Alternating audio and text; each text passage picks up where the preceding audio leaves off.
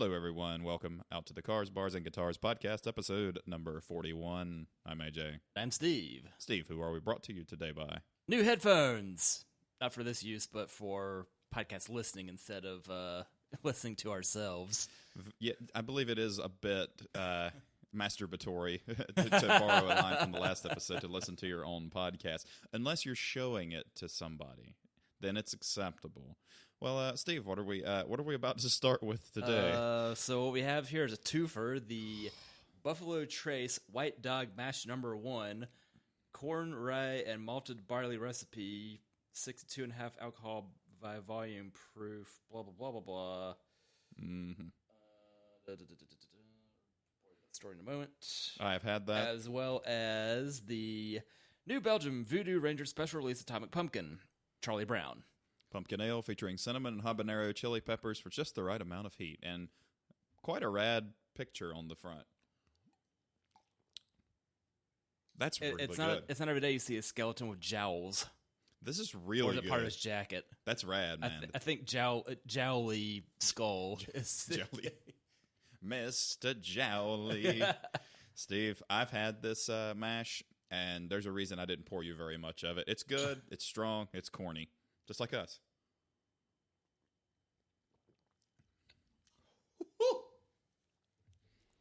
Oh, shucks.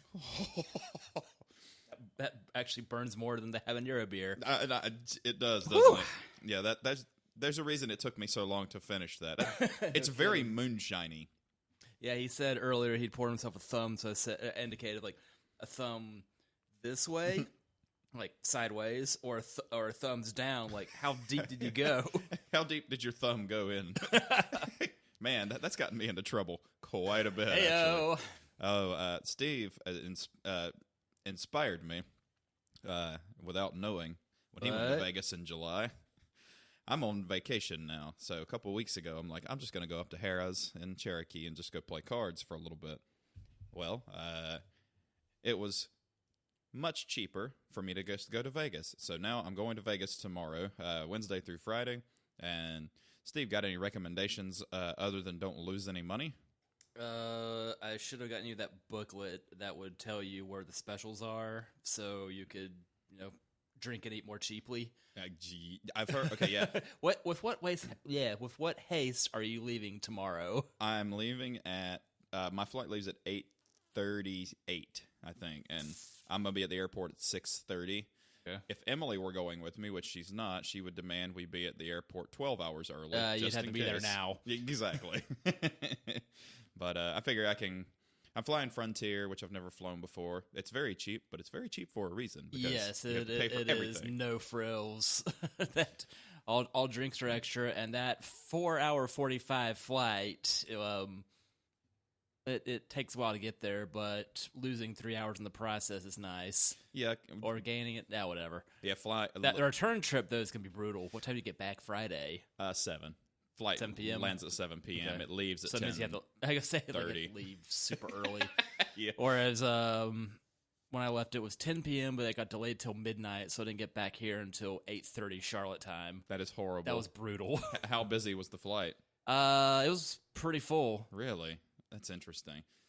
This apparently the Frontier flight from Charlotte straight to Vegas is a pretty popular flight. Actually, there's a lot of I could have left yesterday, today, tomorrow, Thursday, and like it left right on the dot at like 8:40 in the morning every day. So they must run that. I anticipate the flight being pretty full tomorrow, so which is fine. I'm by myself. I don't have to worry about little Miss Muffet with me too. So she's like, yeah, you go, have fun. And everybody's like, I need to get me a wife that just lets me go to Vegas by myself. I'm like, well, all you got to do is go through years and years of heartache, and then eventually find the right woman. So that's all you got to do, man. Staying at Bally's.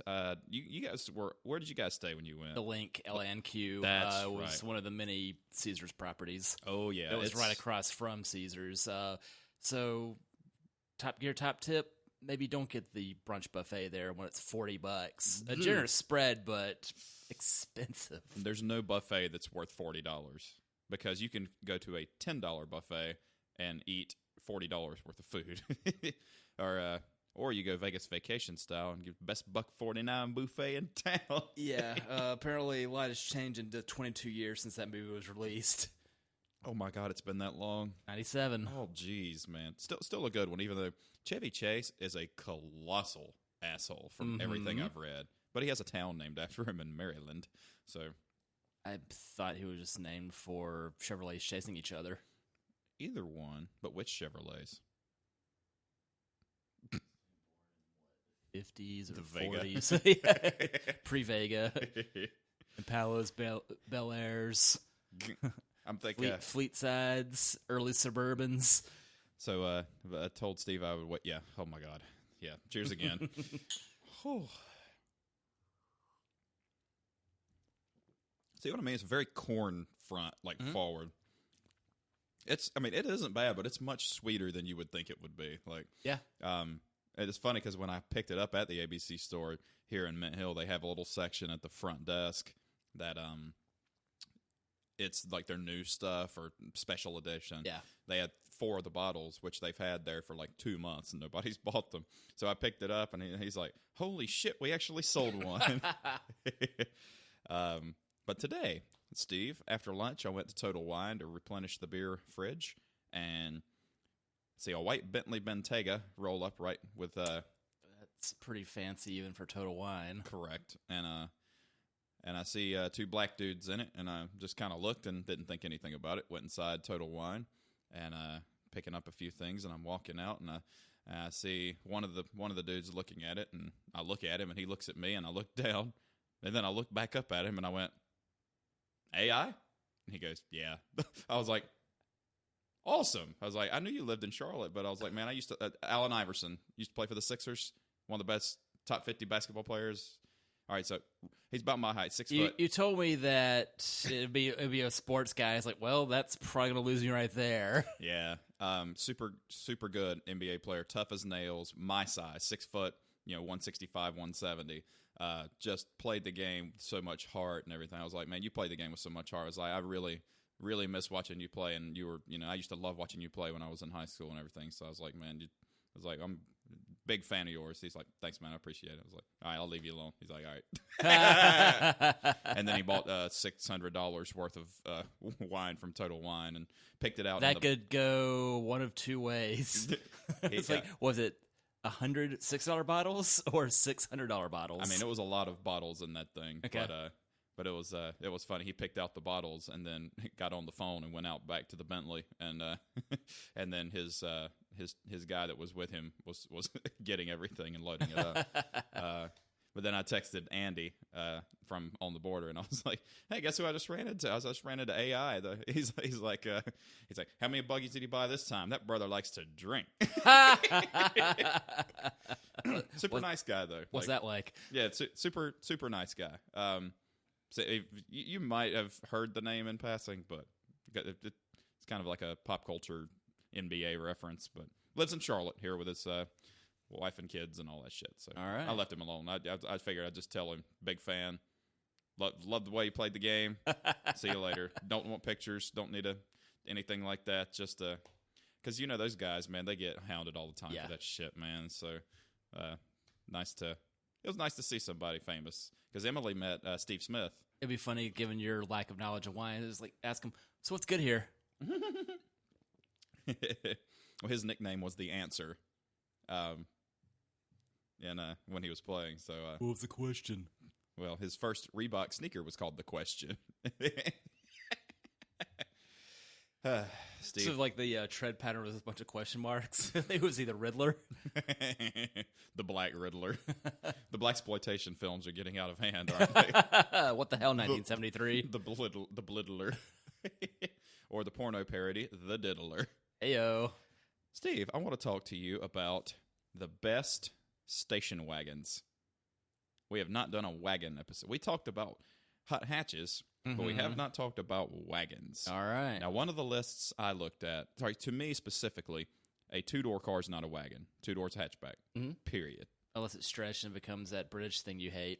Yeah, that's not a real but to me, a 2-door is a hatchback. So we're talking about the greatest actual 4-door proper or 5-door if you want to get douchey with it. That always bothered me when they called things like 5-door. That's still a door-ish. Well, yeah, but so I was looking on a couple of pages about the top ones of all time, and I did stumble upon several very, very neat ones. Is that thing biting back? The 83 Tercel SR5. Definitely. I can't believe it's this high or low on the list, but definitely a CTS V. Mm-hmm. All those wagons just menacing. But you know what's funny? How it goes, the less doors it gets, the uglier it gets. Yep. The coupe is just... Yeah. Ugh. That was never... And then by the time the ATS and its coupe came around, they'd fix all design issues. Yeah, ATS coupe's a mad decent looking car. Yeah. Still a little bit expensive for my... Uh-huh. Wait 10 years. Yeah, for real. And then how much of a menace is that going to be to keep running? Menace to Society. You ever seen that movie? No. It's another black dude movie. This episode's about black dudes.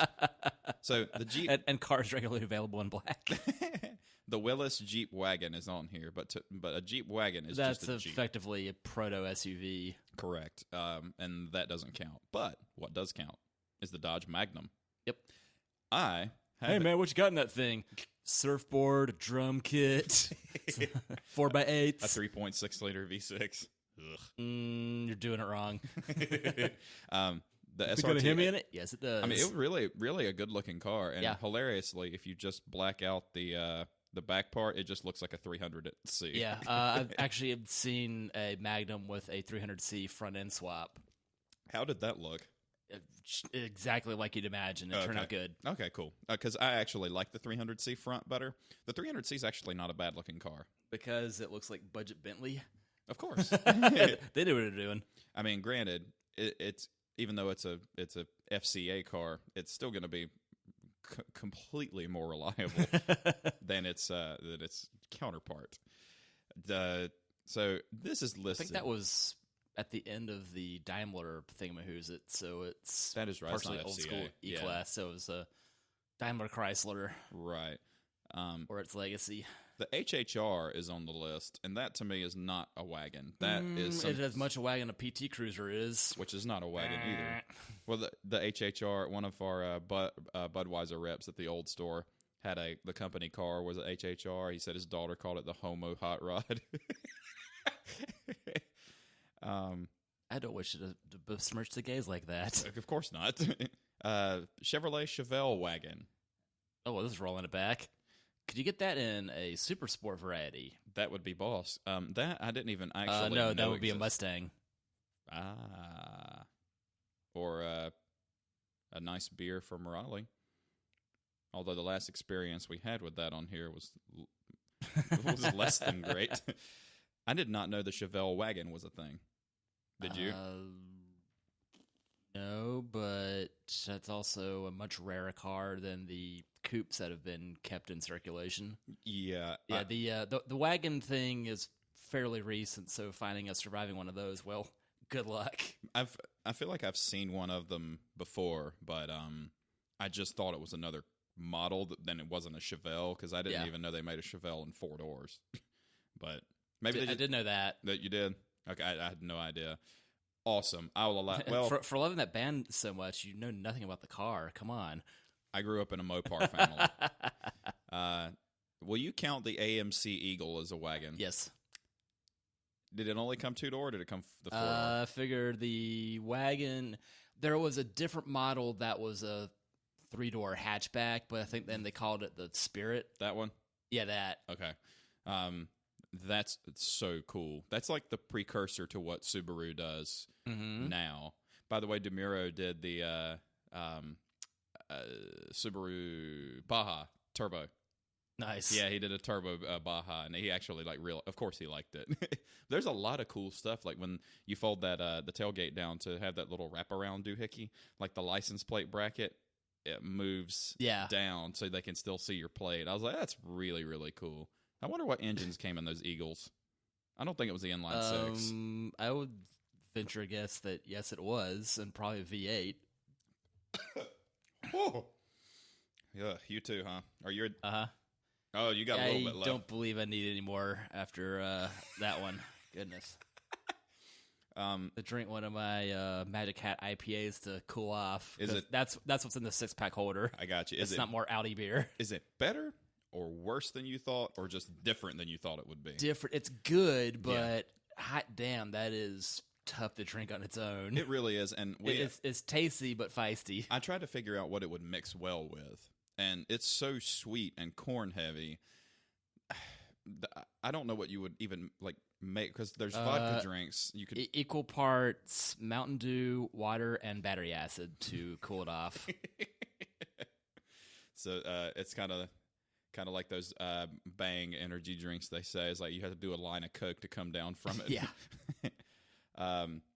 Oh yeah, the Oldsmobile Vista Cruiser. National Lampoon's Vacation was on the other day, and that's what he rolls up in before getting the family truckster. I was like, yes. Wait, you replace that with that thing? Yeah. That's if you think you hate it now, wait till you drive it. But that said, I do like those old Crown Vic and Marquis wagons. A buddy of mine may still have an 85, whatever they call it, the Vista Colony or whatever the hell the Mercury, the wagon variety of the Grand Marquis was. He was selling one of those. Like, that'd be rad, but I don't have 19 acres to park it on. No. And what is it with changing the names? It's like Charlotte Roads. Just call it what it is and be done. Yeah, instead of like you would have the competing Caprice wagon. Mm-hmm. The olds, I think in this last iteration, didn't have a sedan counterpart. I think you're right. And also Vista Cruiser repopularized by that 70s show. Yep. What color was there? I think it was brown. It was either brown or puke green because all the cars of that era were. That is very fair. And I With like grew up in the back of a 75 Impala sedan with the white vinyl roof. Barf. Oh my! Hate vinyl roofs. Oh my God! Since you do hate vinyl roofs, on 51. All right, so if you're coming from my house and going towards Independence, there's a house to the left, right past that car wash. Mm-hmm. It's a fairly nice house, and I think it's all brick, but there's two cars in front, and I'm pretty sure it's a 300C and like one of the last generation of the old people Buicks. Mm-hmm. Both of them have a vinyl roof. I didn't know you could get a 300C with a vinyl top. That the 300 will be a custom job. Ugh. It's just look. If you're gonna make the car look like a convertible, make it a fucking convertible. Thank you. I did not know you could get the Vista Cruiser with a 7.5 liter V8. Oh my God, that probably made 150 horsepower. That's getting gallons to the mile. Well, if it was from the 60s, though, it'd still be powerful. That's fair. It'd be so big it can't rev quickly, but it'd be very powerful. But you'd be getting 2 gallons to the mile in it. Yes. One of my here's a great one, and I love it, and I love the fact that it's a Woody, the Buick Roadmaster. Oh yeah, that's a cool name. That's the cool name. I miss cars like this, though. Simple, honest. That's done. There's no more of that. Like, there's no... Can you think of a modern car that is, like, simple and just an honest, simple mode of transportation that's not ugly to look at and it's actually has character? A modern Charger. Because then it's just V8 powering the back wheels and, do you want supercharged or not? Either way, it's going to outrun everything. Fair. See also why it's in use of police force. That's probably the closest thing to an old school car that you've got right now. Fair. And the fact that you can get it with absurd amounts of power is proof they've got a sense of humor about it. Even fairer. And people, I mean, this is catch-22 for me because I do think the horsepower wars are out of control. Yes. I think it's out of control with the how many horsepower can we give these cars when we're not even going to drive them like at the limits.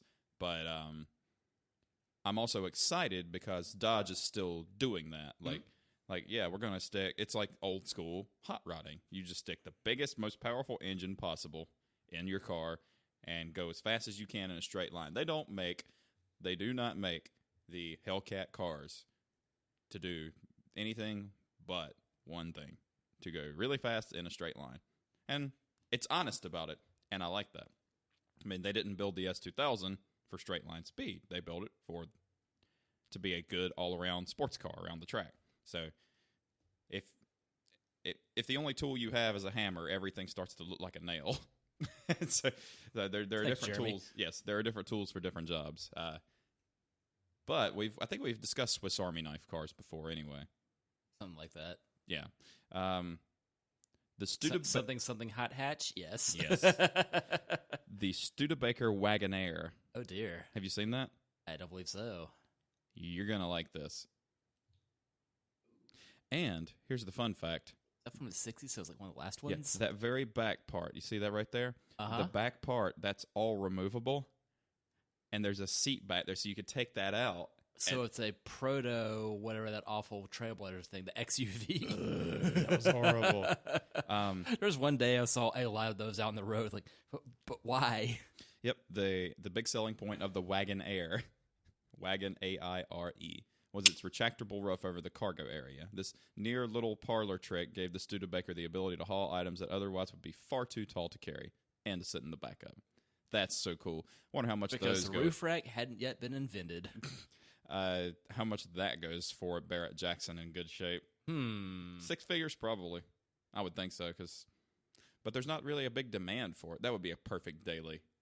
And then Tesla swap it. The Tesla Baker. The Studla?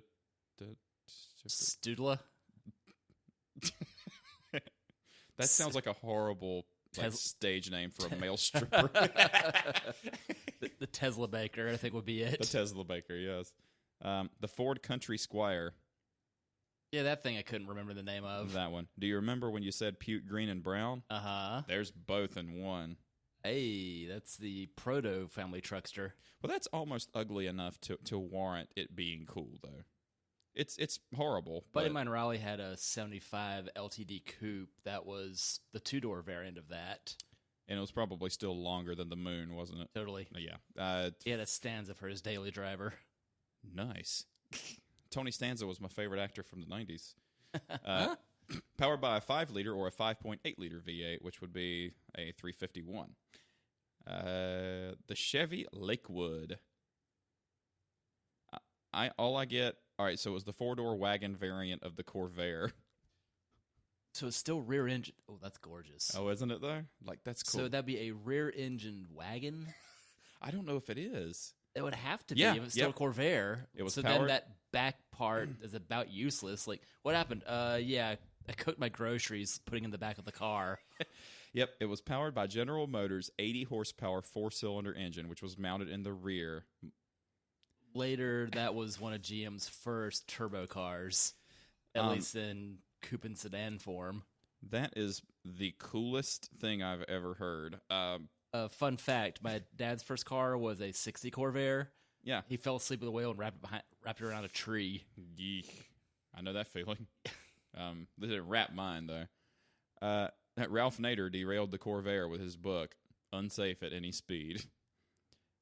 Despite being slow, the Chevy Lakewood was a great alternative for a family that didn't want a higher station wagon, but didn't want to drive a German-built Volkswagen Beetle. The Lakewood was a great family car for those on a budget, until Ralph Nader wrote that book. Rear engine wagon. The only way to make it even more quirky was to make it front-wheel drive. That's how this works. That's how any of this works. The Buick Estate Woody. That's pretty. From the 50s. Bam. Look at where the wood trim is around the windows. Nice. That's a lot fancier than the model car I just got. That's a 48 Chevy that's about a foot long. Mm-hmm. Next door to that shop in Mint Hill that's already closing. Really? Is another one where the guy's got a bunch of automotive memorabilia. So I went there Friday, and we've been our ears for about an hour and picked up some goodies there. Nothing succeeds in that shopping center. It's just kind of overshadowed by the big block next to it. Well, have you seen there's a barber shop, and then there's a like a bakery right beside the barber shop. And I promise you, man, like from the road, it doesn't look much bigger than this bedroom. Like it just looks tiny. But they've been in business for years and years. So, the Mercury Commuter. My. That's pretty. Very pretty. It's bubbly 1950s-esque style. What was the Ectomobile, by the way? The Ecto-1 from the original Ghostbusters was a 59 Cadillac ambulance. That's right. Okay. And then in the not well-received newer movie, it was in 87 or 89 Fleetwood hearse, which at the time of both movies first hitting the screen, the car was 25 years old. Yeah, that's crazy. Around Charlotte, you'll see about a 62 Ecto-1 running around, but the headlights are vertically opposed instead of horizontally opposed. Right. Frankly, I like the vertical stack better. Same. That GTO look. My grandmother's neighbor, Danny Maynor, he still lives there. He has a GTO convertible with the stack lights. Oh, dear. Yeah. AMC Pacers. So on the who's list. that getting willed to? Probably one of his kids, whom I haven't seen in probably 20 years. AMC Pacer is not a wagon. It's a hatchback. Well, there was the longer Pacer is probably what that is, because it has an extra window in the back. That one? Yeah, that. That's to me, that's a hatch. That's not a wagon. Same dude I know that has the 85 Colony Park had one of those in yellow. So he's got a thing for the eclectic. Oh, it's all Fords and AMCs, yes. I mean, and I think it's dailies and Expedition. All right. Well, he has his niche that he likes to stick. The Packard 8. Oh, hell yeah. Oh, yeah. So that would have the straight 8 underhood, perhaps? I believe so. Yep. With its 130 horsepower, 288 cubic inch L head inline 8 and 3-speed manual. So that'd be an engine the size of this table. Yeah, it really would be. Like when you get the when I had to do the head gasket in the Conquest, I mean it's this big, and then in the Jeep, well, I haven't had to do the head gasket, but the valve cover gasket, it's like this fucking long. You're like, Jesus Christ! But on the AMC inline 6, it's very strange how they did it, because the intake runners are right above the exhaust manifold, so the intake and the exhaust holes are on the same side, which is weird because I'm used to it being the other way. But that's how they engineered it, and, well, you know what? It worked. Yeah, so it keeps going. It's not like you can say anything. What, are you at 345 yet? No, 337. Mm-hmm. Pontiac Bonneville Safari with the stacked headlights. Oh, yeah. That is cool. They need to bring that back. Stacked pop-up headlights? What is this, a Vector? Yeah, about the closest. No, what you're thinking of a Chisetta. That's, okay, yeah, I forgot about that. The even crazier Diablo.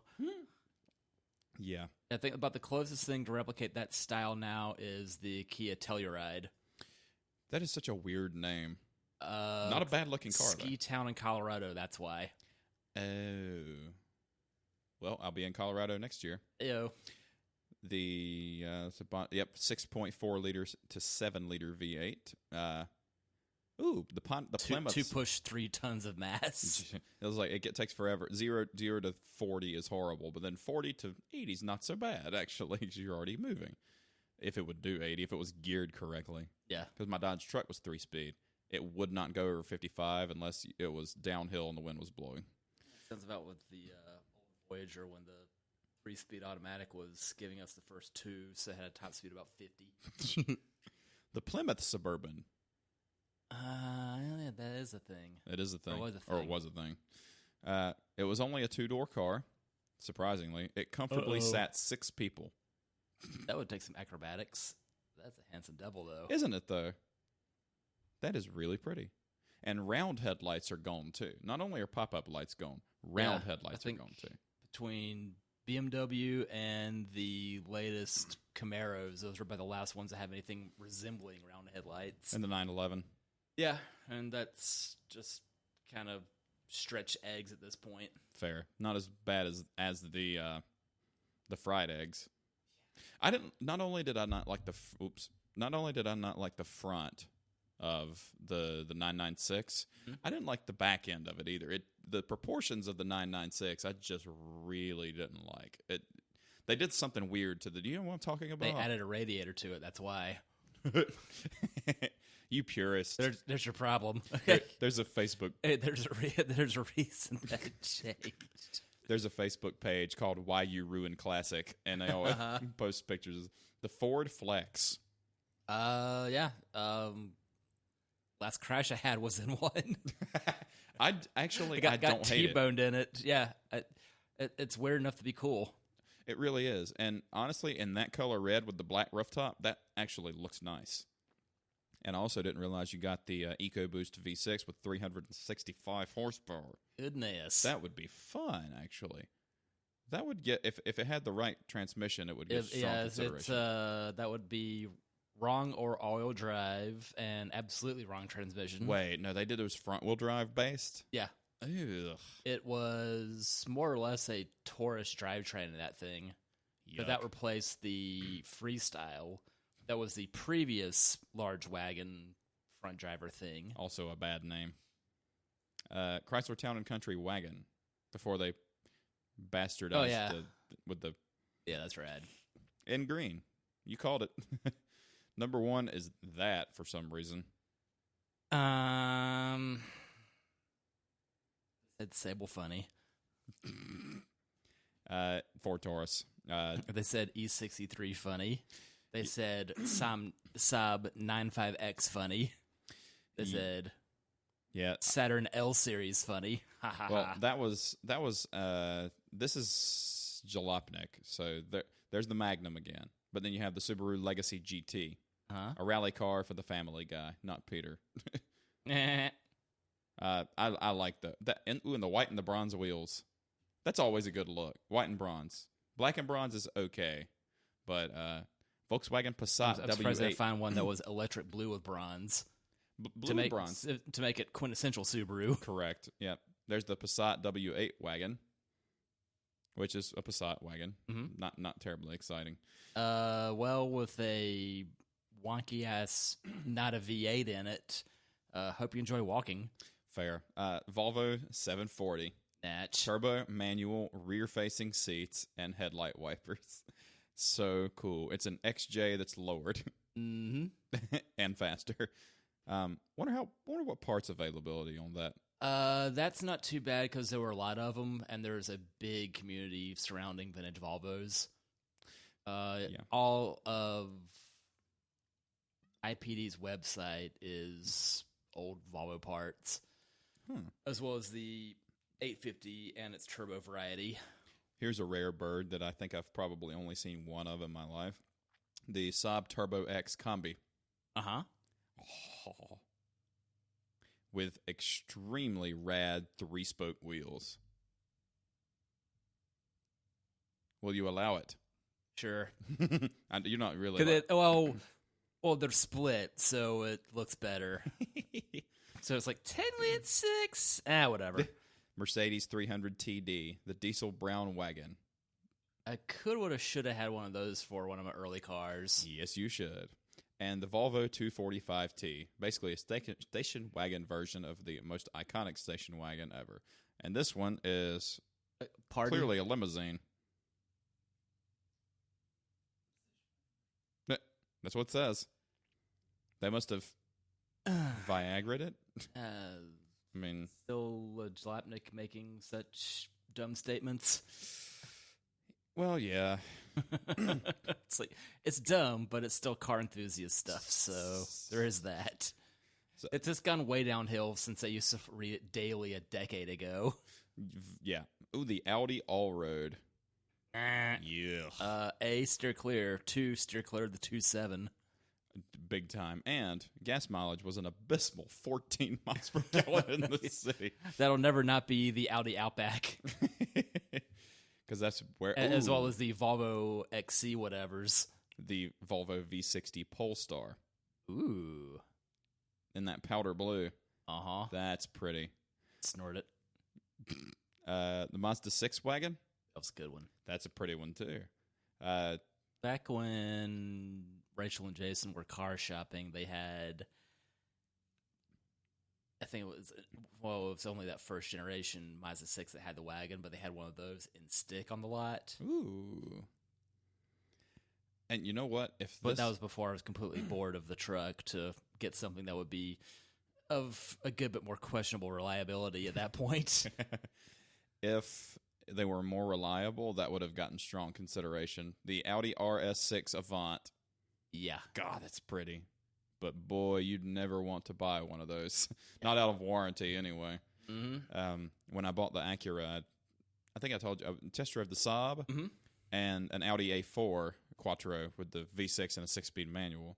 The thing would move, and it was a lot of fun, and the interior was super nice. But then he's like, yeah, and the previous owner has all of his maintenance records. And he's like, from the phone book of maintenance records, I'm looking at that. I'm like, huh. While I appreciate this car's been taken care of, I do not wish to contribute to this pile of kindling. No, I was amazed because Eric King was with me, and he's like, Jesus, that's a lot of shit, man. I was like, yeah, it's a lot of stuff. What, not a 5-year-old car? Oh, yeah, this was 2010, and 07? 3-year-old car with 40,000 miles and a good inch worth of service records already. I don't think I have an inch worth of service records on any of my your last 10 cars. 5 cars minus the Maxima combined. That's a lot. Like a lot. It was like head gasket, a slave cylinder, like a headlight ballasts going out, and in Audis it's fucking stupid, like stupid shit that shouldn't go wrong. That's why this German engineering, this, okay, yeah. Sean Preston bucked the trend. Like he's had the world's most reliable BMW M3 convertible in the history of mankind. Funny, my mechanic in Greensboro has a 99 M3 of similar ilk for sale for $20,000. It could be yours. What year? 99. 99. That's I don't know my alphanumeric. The boxy one. I think that was still held over. Still an E36 instead of an E46, and he's got an E46, so he's got an 06 model. Yeesh. But it's an earlier version of the same car. Boy, I don't know any. I do like them. I mean, I do like the looks of. All right, so BMW from before 06.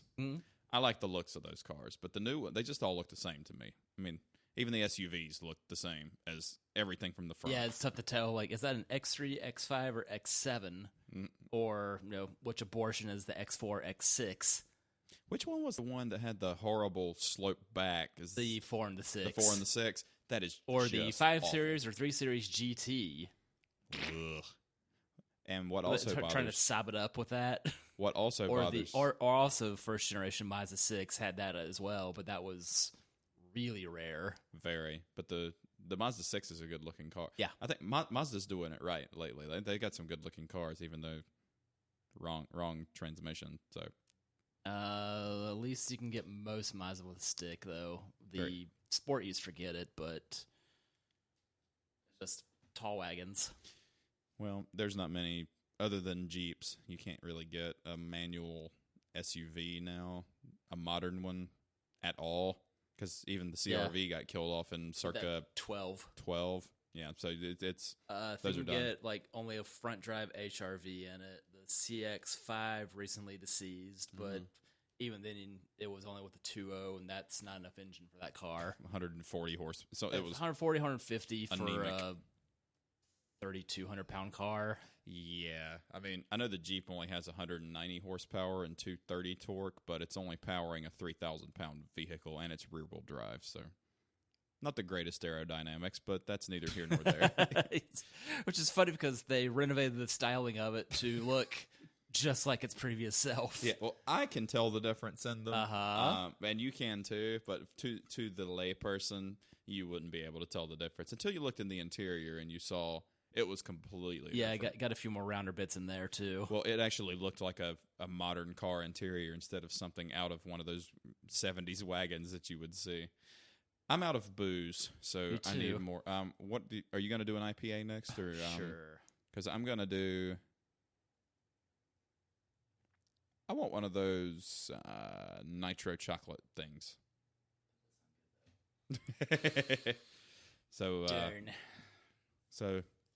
Steve, unless you've checked out the list here, we're gonna we were going from wagons to Weird Al. All right. I don't think we have done. We have not done a Weird Al episode. I am a huge Weird Al fan. If you do not like Weird Al, not only are you worse than anybody in Al Qaeda, but you have no soul, and I bite my thumb at you. Weird Al Yankovic. He is much older than you would ever think he is. You want to guess, or do you already know? Give or take 60. 59. He'll be 60 on October 23rd. Weird Al was born in Downey, California. Singer, songwriter, producer. He is known for his humorous songs that make light of pop culture and parody specific songs by other contemporary musical acts. Polka medleys of several songs and feature his favorite instrument, the accordion. Steve, I've actually held an accordion before. What? Have you ever actually held an accordion? I don't believe so. It's... God damn it. I keep hitting I'm so excited about the accordion, I was hitting my mic stand.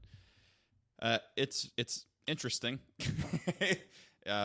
It's weird to play keys vertically. That's a lot going on to have the squeeze box and the keys at the same time. And then doesn't the other side have buttons too? It does. Or at least some do. God, it's like, yeah. You need to be an octopus to play this instrument. It's like polka bagpipes. So Alfred Matthew Yankovic. Oh shit! Is it? Oh, it's Nitro. So we didn't open it in the. Well, I think if I were to, I'd be wearing it. Downey, California. What is your favorite? Without, I know a lot of the. I don't know a lot of the most recent catalog of Weird Al, but I grew up with Like a Surgeon. I Lost on Jeopardy instead of My Love's in Jeopardy. Mm-hmm. And Fat and Eat It. So I have a hard time deciding what my favorites are, although Amish Paradise is pretty fucking high up there. Actually, one of his originals, Albuquerque. I haven't heard it. It is 14 minutes of sheer nonsense. That was off Running with Scissors. That was that late 80s? 2000. Okay, Running with Scissors. Yeah. Because, all right, Bad Hair Day was 94. I'm going to say 97 or so because I was parodying Coolio. Well, I thought Gangster's Paradise was in 95. Okay, so I think that was all together with that there then. Let's see here. Weird Al. I'll just put discography because that's going to be more mandatory fun. Have you seen the album cover to Mandatory Fun? Yeah.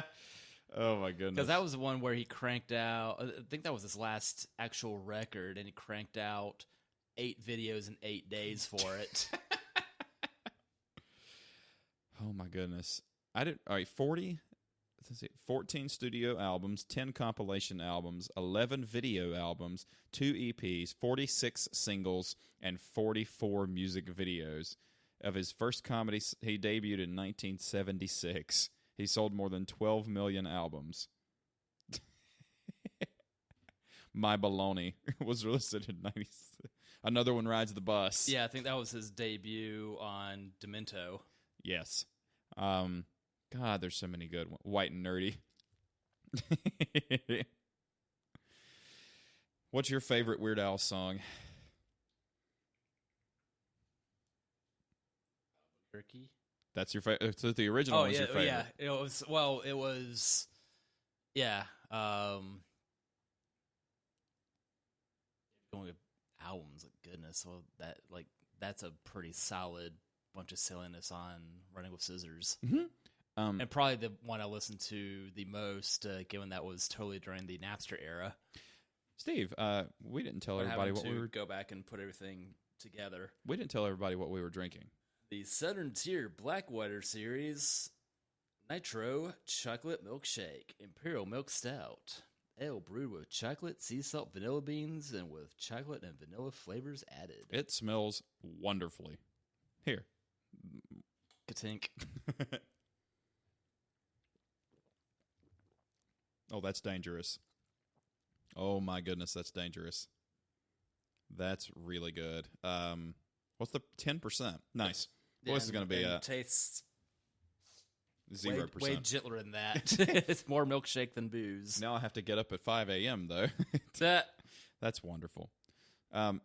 In order, so My Baloney was 1979, so I guess that was a parody of My Sharona.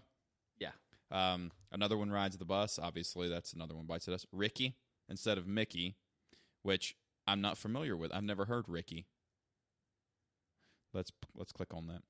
Ricky is a song duetted with voice actress Tress MacNeille, parody of Mickey, which itself is a cover of Mike Chapman and Nicky Chin's Kitty, recorded.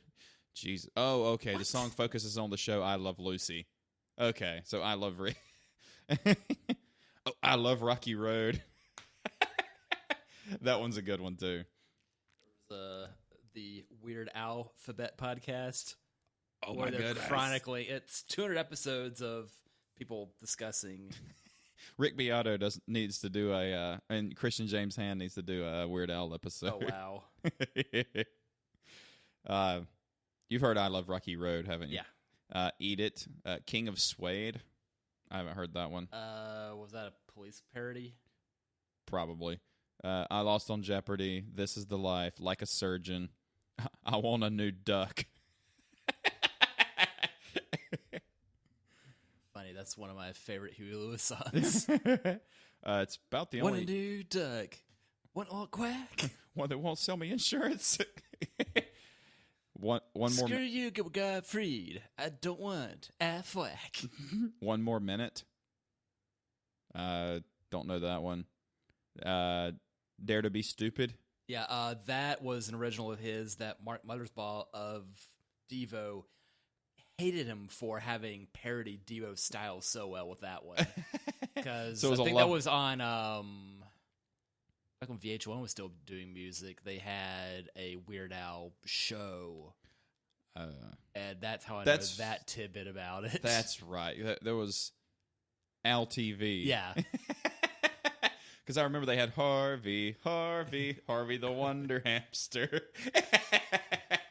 He doesn't bite. He doesn't squeal. He just runs around with his hamster wheel. Harvey. And then he eats him. Yeah. Living with a Hernia instead of Living in America by James Brown. Living with a hernia. Wow! I feel bad. Christmas at Ground Zero. Oh, dear. This is a song in the style parody of Phil Spector-produced Christmas songs. Have you seen what Phil Spector looks like now? No, but the fact that Phil Spector, goes around threatening people's lives as well as his own, yeah, that's not a good look. Go ahead, look up what Phil Spector looks like now while Fat, Lasagna, which I'm not familiar with. He did La Bamba. He did a lot of food parodies, like when he was parodying Nirvana, Kurt Cobain asked him, okay, but is the song going to be about food? I did not know this was a thing, and now I'm so happy it is. I think I'm a clone now. Oh, dear. UHF, Beverly Hillbillies from Money for Nothing. What's he doing with Buzz Osborne's hair? Yeah, do you see that shit? That's fucking nuts, dude. He is nuts. By the way, anybody listening to this, look up Phil Spector and just look at what he looks like. And he wrote a lot of big... He wrote hits for the Righteous Brothers. He wrote hits for... he didn't write for the Beach Boys. That was another killer. The father of the Wilsons, who's just a complete dickbag. Yes. UHF, which I haven't heard or seen the movie, and we need to have a UHF night. Yes, we do. Aisle Thing. Smells Like Nirvana. You Don't Love Me Anymore. That's an original. You Don't Love Me Anymore, and it's a soft acoustic ballad in the style of James Taylor. A darkly humorous lyrics about a relationship between Yankovic and an unnamed woman that has faltered to the point that she repeatedly attempts to kill him, which he has only just begun to notice. Taco Grande. Jurassic Park. I've never heard that one. There's a lot I haven't heard.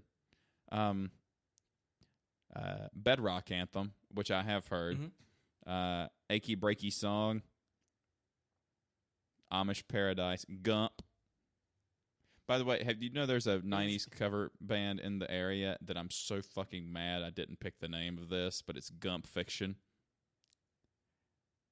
I've heard that phrase, but no, it's a band. Yep, it's a band. Troy, my tattoo artist, he's friends with a couple of the members. And I forgot what their. I'll show you the logo after I get done. But I'm like, I'm so fucking mad. We play mostly '90s stuff, and I didn't even think to name it Gump Fiction. That's so fucking cool. Spy Hard, The Night Santa Went Crazy. Think that was a Mad TV skit as well, because it was '94 movies, and those were both huge. So it was Forrest Gump going around killing people. Yeah. How do you feel about Mad TV? I enjoyed it. I would back in the day. I would bounce between that and SNL. I think that if I had to describe it, I would feel like SNL was always consistently better, but Mad TV, when they hit really fucking hard, and then when they didn't hit at all. Like the Stewart ones were funny as hell. The Funky Walker Dirty Talker was okay, but it kind of reminded me of the Ladies' Man from SNL. Do you remember when he was the fifth sandwich? What was the other good skit? Mad TV did the Mach 28 razor. I kept punching in SNL trying to look that up, trying to find. I think it was the Mach 17. That was just so here it is cutting the hair and then like going like hacking away at the different layers of skin. He's like epidermis. What else did Mad TV had? Do you remember the Mad TV Cola? No. Spishak. Goodness. Everything was Spishak brand for some reason. Mad TV had a good. I mean, there's a lot of. There are a lot of people that got their start on it. Key and Peele got their start on it. That was way later. Key and Peele, and then oh my god, I never cared for Mrs. Swan. I took a when she did the I didn't either, but I did like the phone sex operator when she was a phone sex operator. Oh dear. Like, this is Miss Swan, I took a hot for you. It's like Will Sasso was like, tell me about your legs. I'm a leg man. Tell me about your legs. How long are your legs? She goes, long enough to touch the floor. It's funny because she went on to voice Lois Griffin. Oh yeah, and it's very obvious who it is. I think she does a couple other voice acting things. But have you listened to the WTF with Seth MacFarlane? It's been forever, but yes. Yeah, I re-listened. I like to listen to podcasts while I'm playing the endurance races on GT3. Nice. It makes it go by a little bit faster. Funny thing, hey, the computer's right here. However, do you do that? I just listen to it on my phone. Oh, okay, I figured like, well, you've got the booming stereo right here, man. Fair, but and way more storage capacity, or just stream it, whatever. Fair, very fair. And was going to buy new earbuds because the earbuds that came with Emily's computer are hot garbage, and then the ones that came with my phone got chewed up by Cairo. So, a good set of earbuds are not cheap, and I'm like, I have a million sets of headphones in here. I just can't wear my hat with them, so I'm just going to take my hat off. So I'm carrying my headphones with me on the plane. Okay, you get a better audio experience out of headphones than you do earbuds. Yeah, it's all about the Pentiums. That's a good one. The Saga Begins. I don't know what that one is. That was the Star Wars reboot in '99. Oh, the Phantom Menace? My, this here Anakin guy. That, okay, I have heard that. Because power converters to the theater, now my popcorn's run dry. Pretty fly for a rabbi. There's White and Nerdy. Living in the fridge. Canadian Idiot. Whatever You Like. Don't know what that is. Craigslist. Yankovic described. I've successfully not been murdered on Craigslist. Yeah, but you That's either. Nice. Yeah, always meet at a well-lit gas station. There's always people at a gas station. Skipper Dan. Jerry Springer, the parody of 1 Week by B&L. I have not listened to any B&L except for the hits. Am I missing anything? Or they're mad decent. Okay. What style would you call it? Fast rock. All right, so it's just contemporary modern rock, soft rock, like pop rock. Yeah. But it doesn't fizz on your tongue. Drink Coke as you see fit, whatever. If you're not a Weird Al fan, you need to check out not only the songs, but the videos are just amazing. I can still remember, like, frame by frame, the frame to Like a Surgeon. Let me see that IV that cuts his hand off because his finger's off. Yeah. Good Lord. But how many other... The Word Crimes parody of Lord Lines was pretty good. I haven't seen that. It was just, people saying stuff badly and he's calling them out on it. I'm pretty sure that... The video, however, not nearly as sexy, though. Oh, my God, yeah. Especially the uncensored version, which you can readily find. Thanks, Vimeo. Yeah, for real. So here's... I think Chris Pilata, which I haven't talked to him in forever. He needs to be on the podcast. But I think he said that when Weird Al got his start, that they were like, we'll sign you, but we're taking a chance on you. So he had to sign like a 14 album deal like immediately. And that only wrapped a couple of years ago with that album, with that video spree. Yeah, that's that right there. That's the key, because who would have thought that genre and that specific type of art would carry an artist that far too? So there's, if you think what you're doing is silly and it's new and nobody's done it before, keep doing it, because you just never know how. I would know. I'm installing blinkers on BMWs. There's the guy was selling it on, I think, one of those eBays, like, never used. It was 10 years old.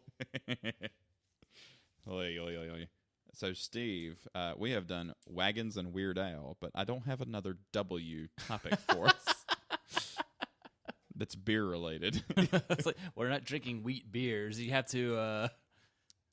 I had something like that's a vodka. Well, I had my Vegas trip on here, and I had the Wagons and Weird Al, and I had Pumpkin and Oktoberfest beers. Okay, they are my favorite. So it's the season right before winter beers. Yes, good. It's funny because these beers keep coming out earlier and earlier every year.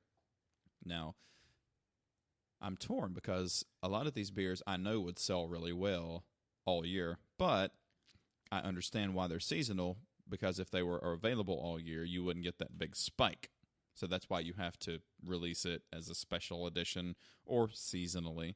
But you can't tell me that, like, a lot of the pumpkin beers wouldn't sell pretty well year round.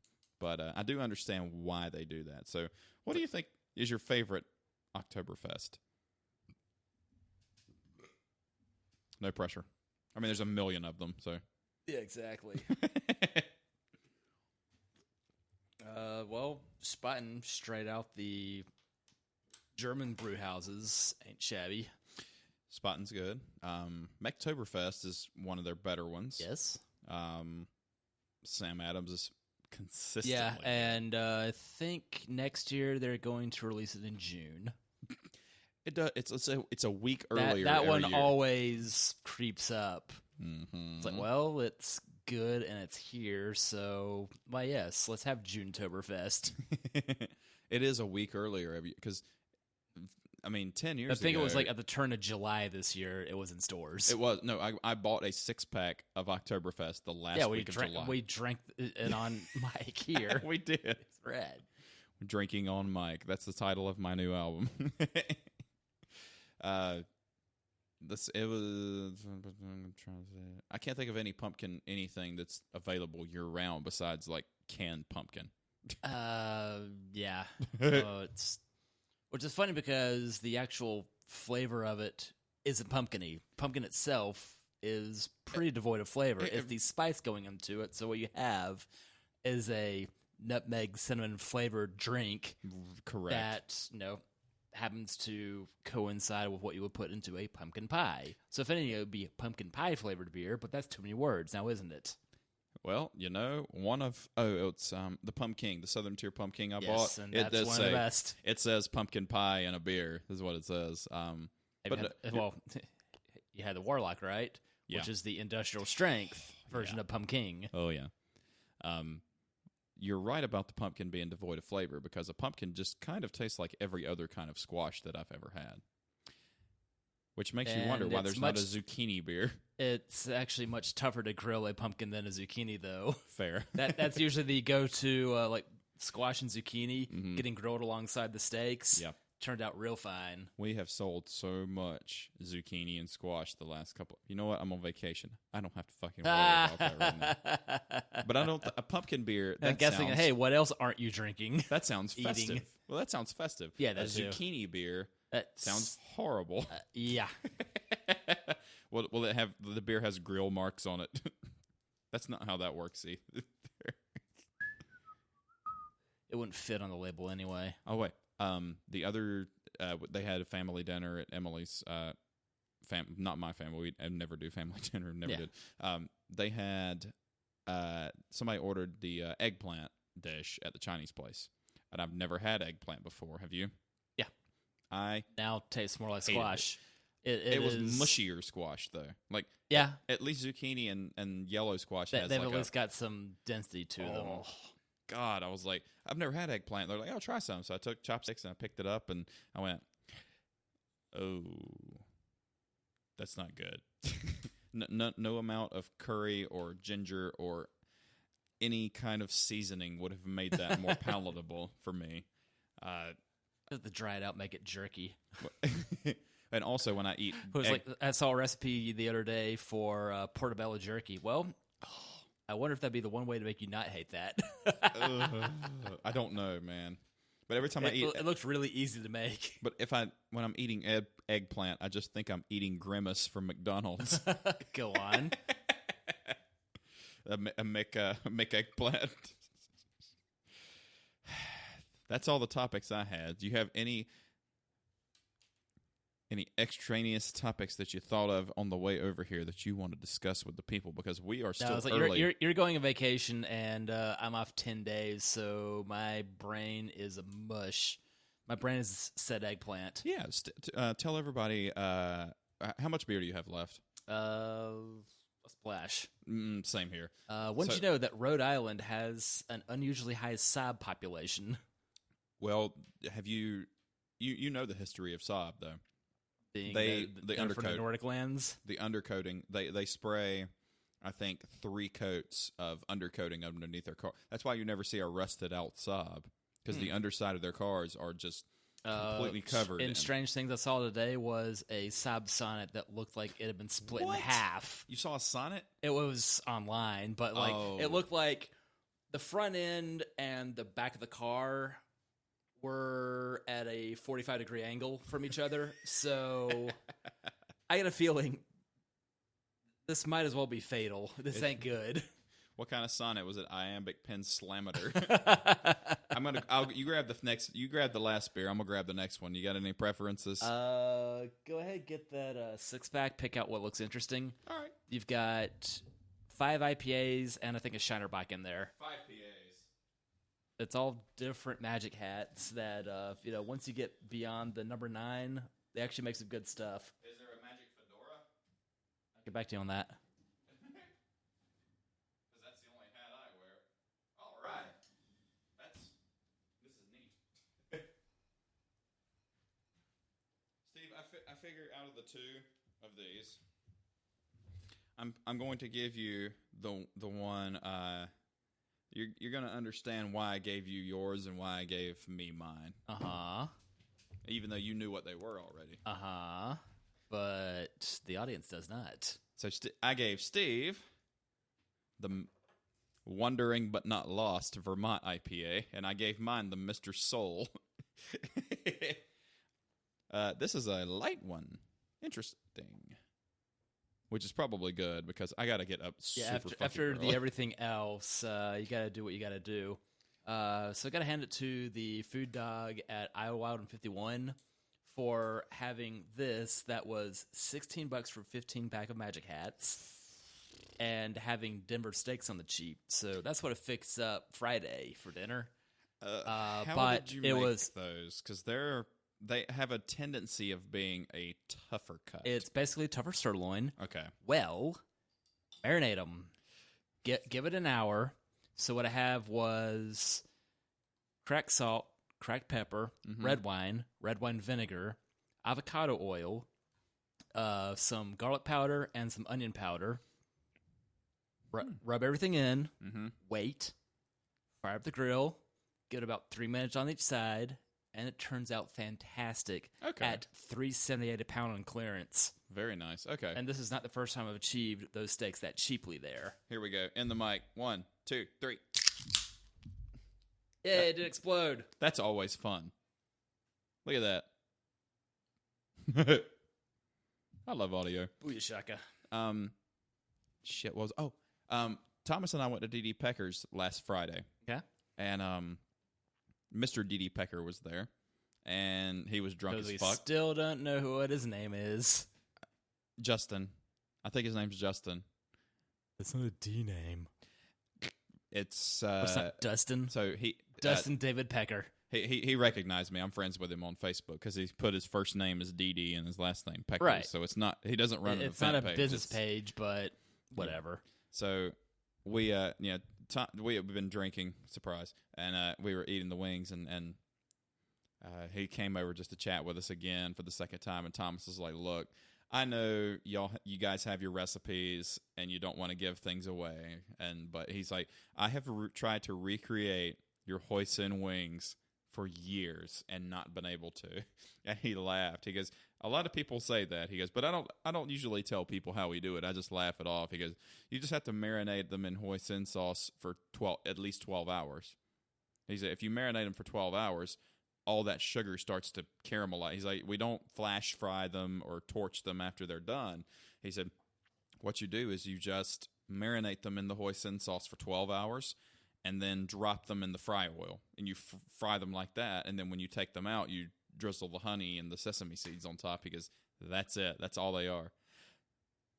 And now we're going to do that probably coming up after I get back from my vacation. So Yes. if you want to come over for some hoisin wings, give me that arm and let me twist it a little bit for you. So. All right, here you go. Oh, yeah. I'll try it. Don't hurt the watch. Not my beloved Timex. Not my $25 Timex that still goes for $44 at Target. Nice. Thanks, Bargain Hunt. Y'all aren't listening. Steve is drinking a Magic Hat. I'm drinking a Magic Hat. Steve's drinking. The Wondering But Not Lost. And it's a Vermont IPA. I'm drinking a Mr. Soul Hoppy Pale Ale. 40. So, what does your story say? Mine says the journey is the destination. This beer is brewed for those who saunter, stroll, roam, and ramble on with a song on their lips and no destination in mind. How to rack up an odometer. Huge tropical fruit and citrus hop notes give this Vermont-style IPA a refreshing, juicy flavor that pairs perfectly with its extra smooth body. It includes wheat and oats. Oats. Because this doesn't taste like Quakers at all. The soul of the hop is alive in the vines, divided millions of times over. It only gains in strength as its chosen notes play over palates. Mr. Soul's journey to you has been a long one. Welcome him and hear the notes he has chosen to play. The Sessional IPA has aromas of tropical fruits, including orange, mango, and grapefruit, complemented by a subtle malt backing that adds balance and depth. That's a good session. That's a good sit outside at the pool beer. It's fruity. It's light. Starting my yesterday. Starting at the Sea at the Saucer, however, we had a pool to go hang at Ballantine. I am thinking about learning how to swim so that I can enjoy the pool because I'm so hot-natured. Which is real funny considering, like, all of your vacations, Vegas notwithstanding, are, water adjacent. So it's like you're not boating, you're not swimming, No. You're not making use of what the majority of the Earth's surface is covered in. And it's not terribly difficult. But given that you were not thrown in the pool at 3 years old, maybe it's going to be a different thing. And I don't know if like the YMCA could help that. I don't know if I could give you any pointers as to how to do this. I got a feeling you're going to be less buoyant than most. Why do you say that? Is it because of my Gumby physique? Why, yes, it is. Whoa! When I bought that guitar and I took it over to Brian's house, like Brian's a lot more svelte. He had a couple. He wasn't a fat guy or anything. He just had a couple extra pounds, and he's been working out. He's about my size now, and and we were just talking about it, and he goes, I think he works like a 9 to 5 job, but he gets up at like 5:30 and works out before and takes a shower. And he's like, yeah, you're an asshole because you've looked exactly the same. You've been exactly the same weight. And he goes, and I have to do all this work just to be this size. I was like, well, look, man, you have a sit-down, big boy corporate job, and I'm on my feet all day lifting boxes that are 40, 50, 60 Your job pounds. is your workout. Exactly, which is why I am fucking scrawny, but what I have is very firm. Yeah. Other parts more than others at some points in the day, but depends how excited you are, huh? You know, Emily, the other day, she was like, would you have sex with me every day if I offered? And I was like, yeah, probably. She's like, really? You'd never get tired of it? I'm like, nope, I don't think so. I mean, I might turn you down once every couple of years, but I don't think I would ever really get tired. I mean, even if it's just like a wham, okay, I'm good, go to sleep. Yeah. But they say that men are at their sexual peak at 18, and goes downhill from there, and then women are at their sexual peak in their mid-30s.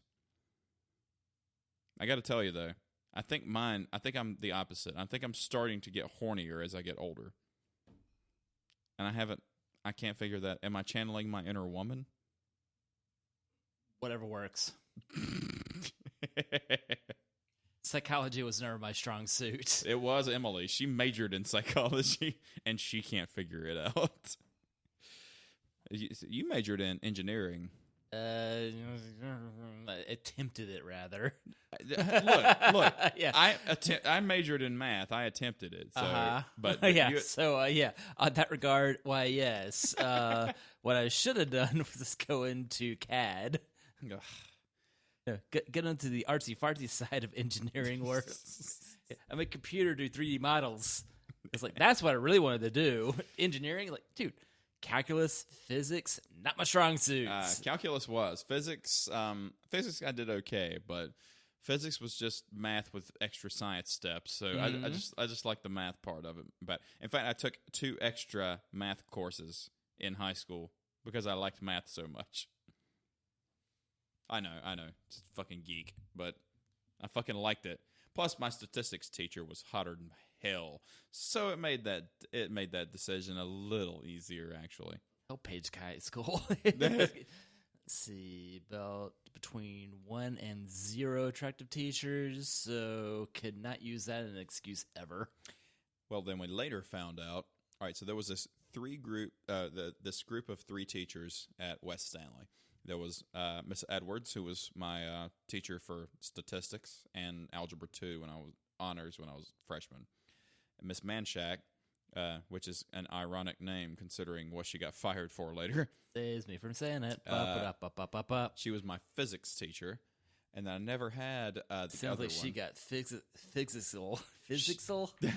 She got fired for inappropriate contact with several football players after I graduated. And then her other 2 friends, and I forgot the other teacher's name. I never had her. But then Miss Edward, they all, when she got fired, the other 2 resigned. So I don't know if there was some sort of underage ring of inappropriate behavior, quote unquote, going on. But you didn't go to Catholic school. I told Emily this story, and then I ended that with, I don't know if anything was going on. I'm just sad I wasn't a part of it. And then I got the look. The pursed lips. And it don't take look. It don't take much. It doesn't really. It doesn't really. I was like, man, if looks could kill, you'd be very dead. Oh, I'd have been dead before marriage. Way fucking dead. Steve, have you ever met Mark Maron? Yeah, briefly post a show 5 odd years ago. How tall is he?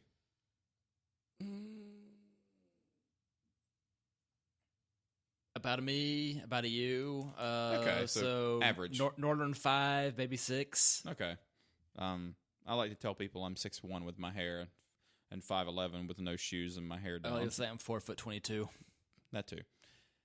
Other than Marin, have you actually met any other celebrities? Met Sinbad at the hotel we valet 4 years ago, and like totally drew blank on who he was. Like, I recognize you, don't I? Like, yeah, I'm Sinbad. It's like, yeah, huh?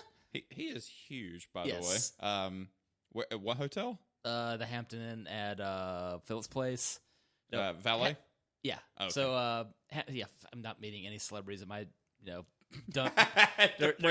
There's dumb job for the spending money and dumb job for the insurance. So, anytime I'm running into anybody, yeah, it's all going to be at the valet gig. Yeah, who'd I meet? Met the president of the company, but nobody knows who he is. Yeah, ran into Sinbad there. Saw Ron Rivera a few times. Met Greg Olson. Rivera's and Olsen are both cool. Yeah. Right? Yeah, I've heard that. Yeah. Yeah. So I'm pretty sure Sinbad was probably cool too. Yep. He's been married 4 times, I think 4 times, and his 4th marriage is to his second ex-wife. And his explanation at his comedy special was, we both realized that nobody else could put up with our crazy asses, so we got remarried, and they've been remarried for a long time now. So, you know what? Kudos to them. I mean, I guess you're never too old to learn. Oh my God, I will only do that one time. I could not imagine doing that shit 4 times. Twice, yeah, I could imagine doing it twice, but twice, quadrice, quice.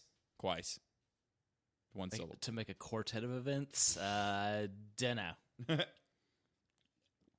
Could not imagine doing it that much. What other celebrities have you met? Because No, I've heard of other people meeting, other valets having met other people, but it's not like I'm gonna be running into music stars that often at any of our gigs, because none of these are music destinations. Yeah.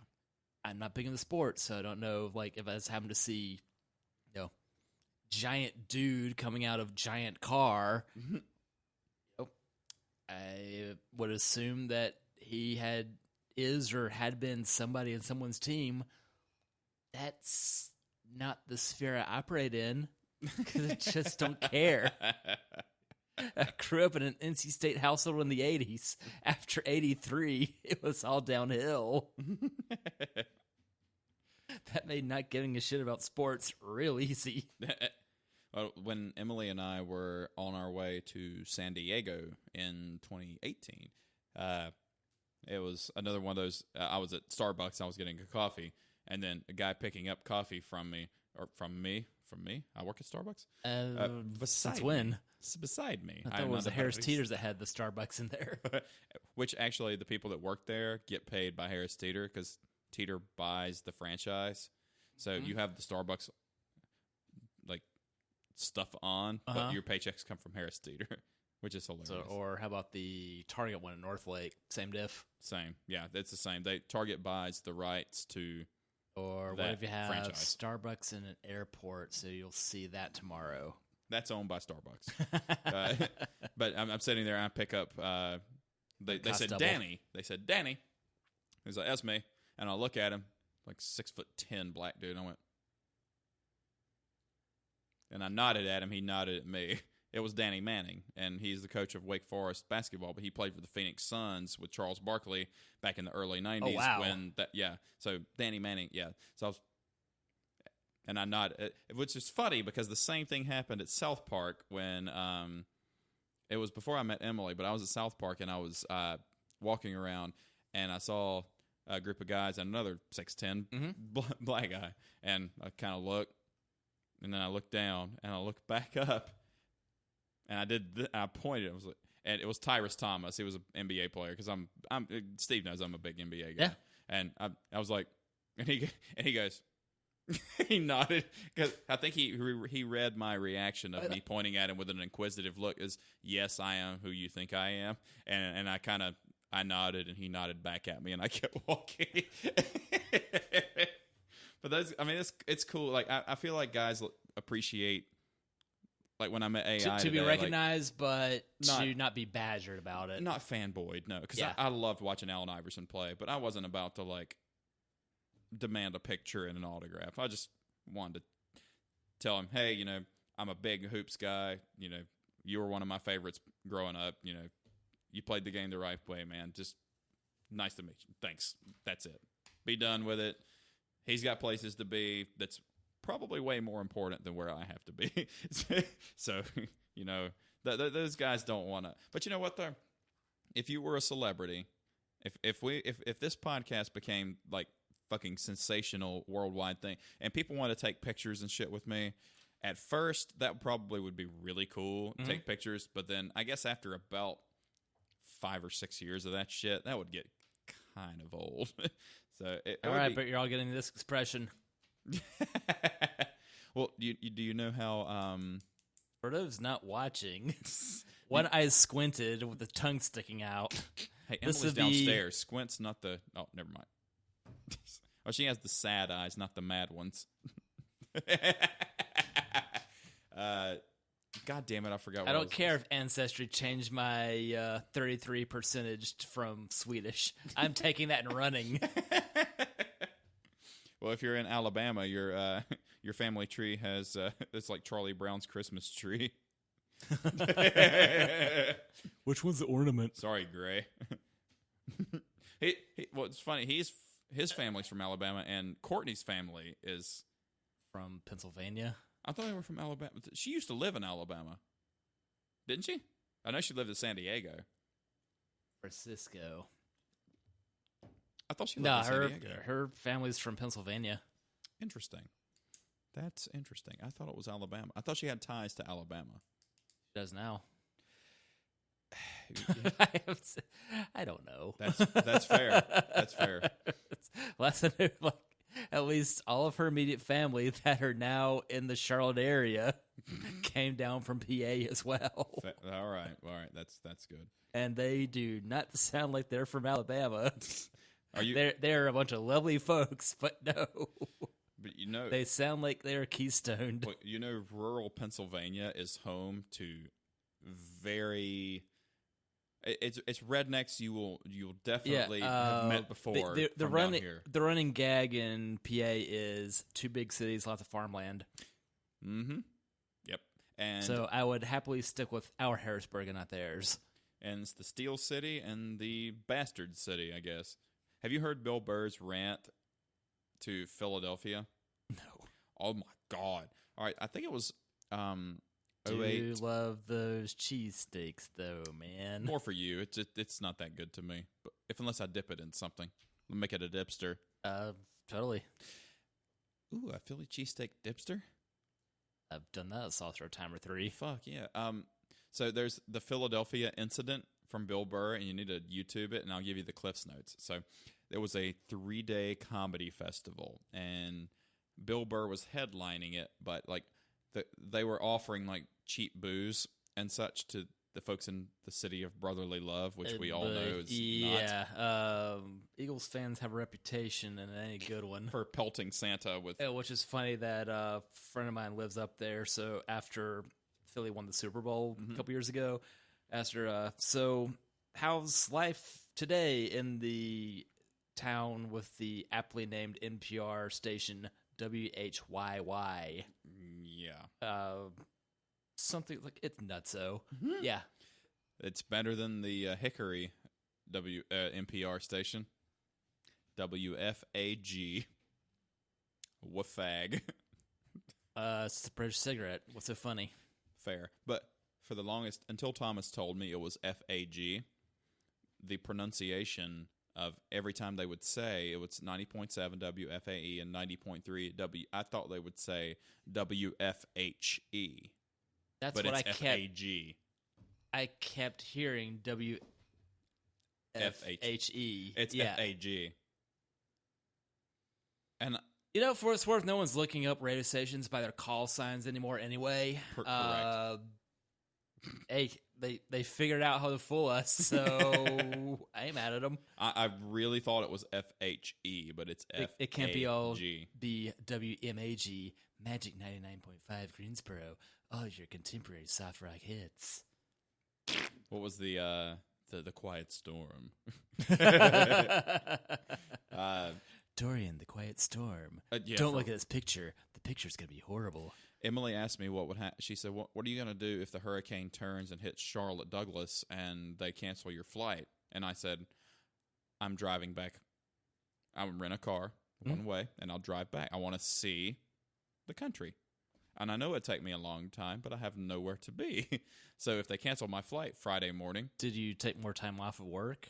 Should have just gone I'm for a off few till days Monday. and just see what happens? Okay. Yeah, I'm off till Monday. So Surprised, you just don't stay longer. I thought about it. See if you got on a hot streak.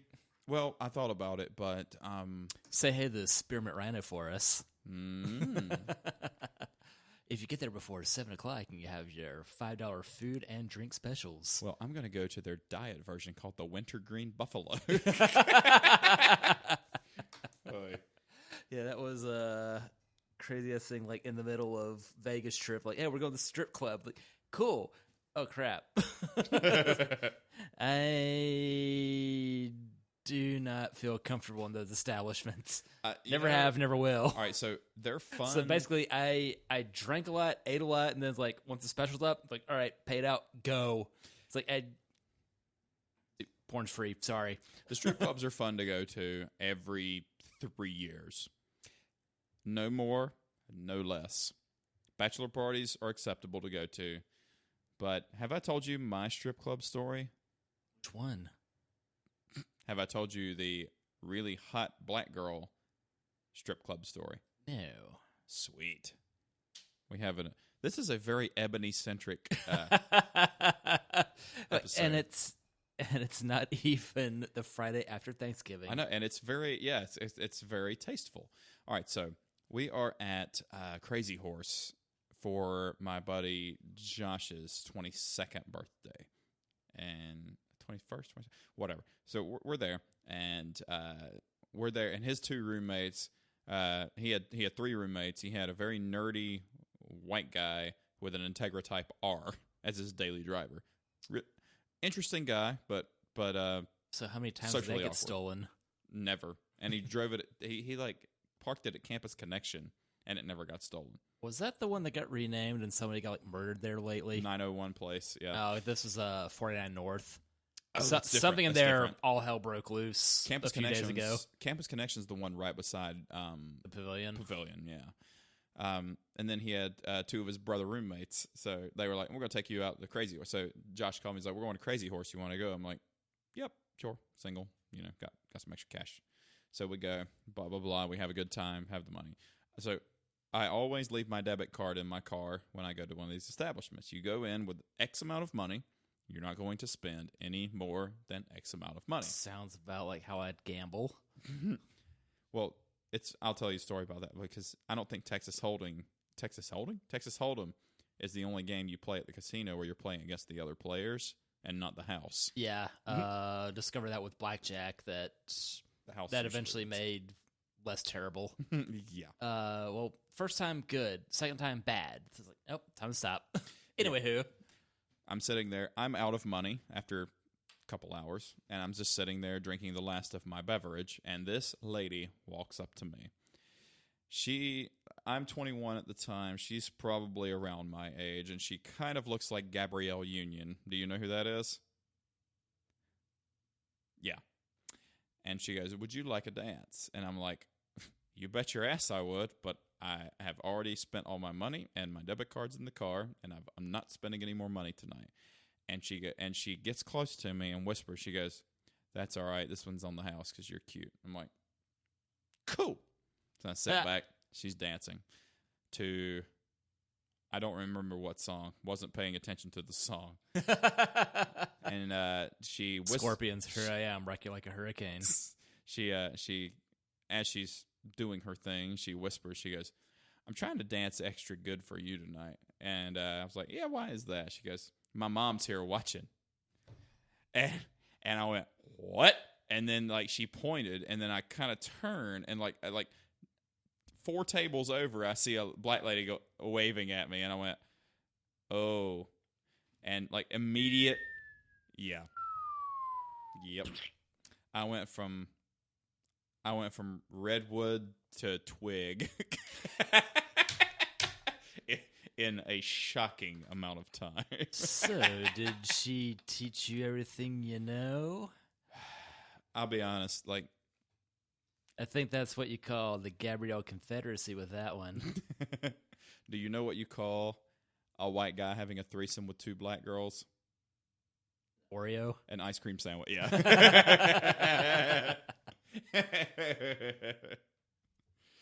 Either one is fine. Oreo, ice cream sandwich. I'm a fan of all. And by the way, downstairs in the freezer, I have cookies and cream ice cream sandwiches. Pardon? The ice cream in the middle is cookies and cream in the middle of an ice cream That's sandwich. a happy heart attack. It's fantastic. Yeah. Dinner plans? Something Mexican joint? I was glad you said that. You know what I had for lunch? Mexican. Yep. You know what we're having for dinner? Mexican. Yep. Well, you know what? It's cheap. I made sure to eat before I got here. I was like, it's all right. I'm going to drink myself and need to do that again. Fair. I'm excited for Vegas. I kind of wish I had you or Toby or Thomas or somebody with me, but I'm feeling like going by myself is going to be... I think you're going to be okay, or could you drag Colin along? Like, you'd be playing poker, he'd be playing craps. He knows a thing or two about the place. Yeah. Well, I was talking with him earlier today, but it was about computer hardware. Gotcha. Like, something out of my jurisdiction. Was like, I'll see what I can find out. I've been looking at Been bored to death with my tale of replacement headphones. So this is my third pair of red Bluetooth headphones, but maybe the first good ones. I've been looking at jobs for you at Food Lions Corporate, but I haven't seen any IT jobs come up. But if they do, it's not a bad company to work for, although your drive is going to be fucking horrible. But for the right amount of money, that to Salisbury is not that bad that early in the morning. And it's a reverse commute. So yeah, everyone's 35 minutes from your new joint. So yeah. I'm on the lookout. The Webb Road Flea Market was right at half an hour. Yeah, you'd be 35. Just beyond that, 35-minute drive. Yeah, not too bad. I'm still looking. There haven't been many IT jobs available, but there seems to be a lot more of those. Like right after the first of the year, people retiring and such. So I'm still back when somebody was dating somebody out of Salisbury. We wound up there and discovered a Thai joint in downtown Salisbury. Didn't suck. Yeah. They had, oddly enough, the best frog legs I've ever had. Interesting. I've only had them once in Gatlinburg, and they tasted like dark meat chicken. Yep. Like that's exactly what it tasted like. While in Rhode Island, we wound up in Newport, and in there's a place called Winter Chicken Dinner, where they've got fried chicken and chicken sandwiches. To hell with your white meat, you bunch of wimps. They make their sandwiches with dark meat. This has got to be the best competition for Ian, by the way. Oh, that's dark praise. meat sriracha chicken sandwich, which there is going to be a Boxcar Betty's coming to the Optimus Park Food Hall in not quite NODA, not quite downtown Charlotte by the end of the year. Yep. And that's exciting because I was in Chicago, but nowhere near that. Yeah. And I've been to Charleston. He's not been happy with the folks running Chicago. Very fair. How does he pick his locations, though? I think Chicago, that was somebody that ponied up for it. With Charlotte, maybe it is, maybe it isn't. He's a busy guy getting married in a month and a half, so not really sure how that's a thing, but I'm pleased it is. Hopefully So now I need to make my way to 16th Street way more often. Hopefully his mother is more on board with all this. Not really sure what else going on with that. It's very strange. Jurisdiction. Yeah. Chill, bitch. Be all right. Yeah. Well, you know what? Like, it's not a shotgun wedding. They're not 19 years old. They are in their mid-30s, and they've been together for years. And half of them are. I think she just turned 29. Anyway, but they're at least adults here. Yeah, they're adults. Yeah. 29's not young. It's young, but not young to make that decision. This lady, as far as I'm know, has never been married. She doesn't have children. She has no baggage like that. So I don't see the problem. I mean, you kind of, the first go round, it's kind of like, okay, so Emily's mother tolerates me, but her dad and her family like me. But that's not a bad spot to be in. I'm not going anywhere, and yeah, it's good enough for Emily. It should be good enough for everybody. So, and of course, my parents are old hippies. They don't fucking like. Yeah, I could have brought anybody home as long as they made me happy. It was like, oh, she makes you happy, go for it. Like it didn't matter. So, people are strange. Humans are strange. The world is strange. Glad that I lucked out that it took a while, but I like my brother-in-law. Mm-hmm. I already like my future sister-in-law. When are they getting married? Pearl Harbor Day.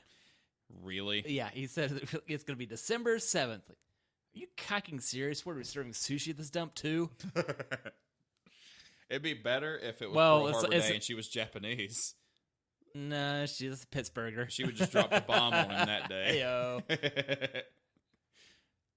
That's an interesting day to get married. Yeah, well, I know a couple that got married on September 11th. Do you get better deals in the venue for that? Because it's not like they're going to close it for such occasions. No. My ex-girlfriend's mother I'm was born I'm going to be playing some music there, but it's only on 78s because that'll be the 78th anniversary of it. No, they'll play they'll play baby metal the entire time, Japanese metal. Oh. Yeah. Oh. So. That's an interesting group. I would play nothing but chiptune. That would be Nintendo music. God, that would be great to have like a white guy or a Hawaiian guy and a Japanese lady getting married on Pearl Harbor Day with like sushi as an appetizer and that sounds too delicious to be tasteless. That is the title of this episode. Which, by the way, you're welcome, America. Well, it's not going to get edited until I get back. So I'm not editing it tonight. I'm not going to edit it tomorrow morning. No, I will edit it when I get back. So it's time for Mexican food. After all this talk of Pearl Harbor, it's making us want. Si, senor. Well, for episode 41, I'm AJ. I'm still Steve. We'll see you in episode 42, which apparently is the answer to everything in the universe, according to Douglas Adams. There you go. Wasn't he who was Douglas Adams? The guy who wrote the Hitchhiker's Guide to the Galaxy. Hitchhikers. Hitchhikers. The hitch trailers tuna fish. Oh, fuck me. I'm going to Vegas tomorrow. Per hour. I love you, all of you. I love you, Steve. Love you too, AJ. Bye. Bye. Toodles. Tuna.